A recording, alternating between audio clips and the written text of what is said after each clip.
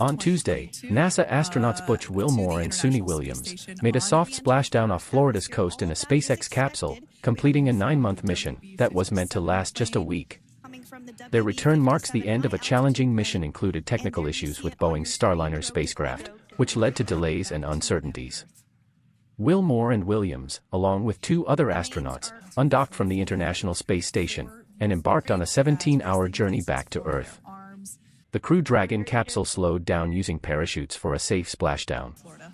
This mission is part of NASA's Crew 9 rotation, drawing attention from President Trump and SpaceX CEO Elon Musk. Worldwide News Report. On Tuesday, a federal judge blocked Elon Musk and his Department of Government Efficiency from taking any more steps to shut down the U.S. Agency for International Development, saying their efforts to close the agency likely violated the U.S. Constitution.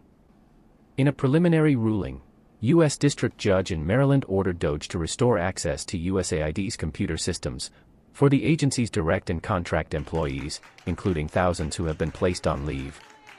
The ruling came in response to a lawsuit by current and former employees, one of several currently pending over the rapid dismantling of the foreign aid agency.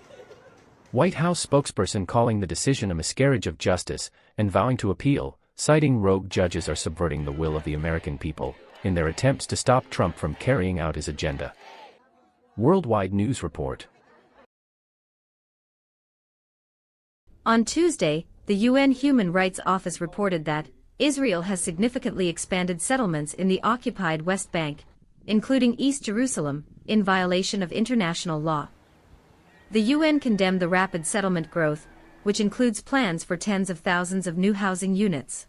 Israel is taking serious and accelerated steps to annex more and more parts of the occupied Palestinian territory in violation of international law. In the West Bank, settlements are expanding at an alarming rate. This is coinciding with a series of legislative and policy steps that are increasingly allowing for land appropriation from Palestinians and further facilitating the extension of Israeli sovereignty and laws over the West Bank.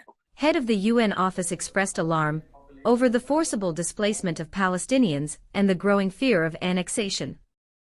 The findings will be presented to the UN Human Rights Council later this month, as tensions continue to rise over Israel's territorial expansion. Worldwide News Report. On Tuesday, 5 Tesla vehicles were damaged in Las Vegas, with 2 fully engulfed in flames. Witnesses reported seeing a suspect setting multiple cars on fire. Police are investigating the incident, with some speculating it may be an act of terrorism. Meanwhile, protests erupted over proposed federal budget cuts. Activists are speaking out against cuts to safety net programs, and many have directed their frustration at Elon Musk. U.S. Attorney General condemned recent attacks on Tesla property, while Musk called the protests deranged. Worldwide News Report.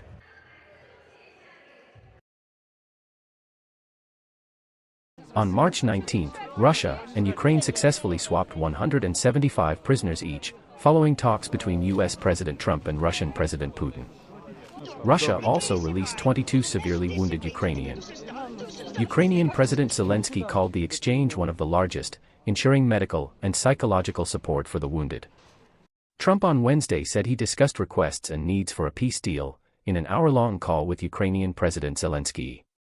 Trump said in a post that much of the discussion was based on the call made yesterday with President Putin, in order to align both Russia and Ukraine. At a talk in Helsinki, President Zelensky expressed hopes that Trump would ramp up pressure on Russian violators of U.S. sanctions. Є обхід санкцій. Є список людей, яких постійно викреслюють із санкційного списку. Або викреслюють в Європі, це робить Угорщина, або викреслюють в Сполучених Штатах Америки. Але зараз ми дуже віримо, що президент Трамп особисті санкції буде впроваджувати ще сильніше. Будь-яких Worldwide News Report. Дезінформації. On March 19, Kremlin spokesperson Dmitry Peskov shared Presidents Putin and Trump have a strong rapport and are committed to gradually rebuilding U.S.-Russia relations. Following their recent phone call, Peskov highlighted that despite past tensions, both leaders are determined to move forward, using direct communication to aid the process.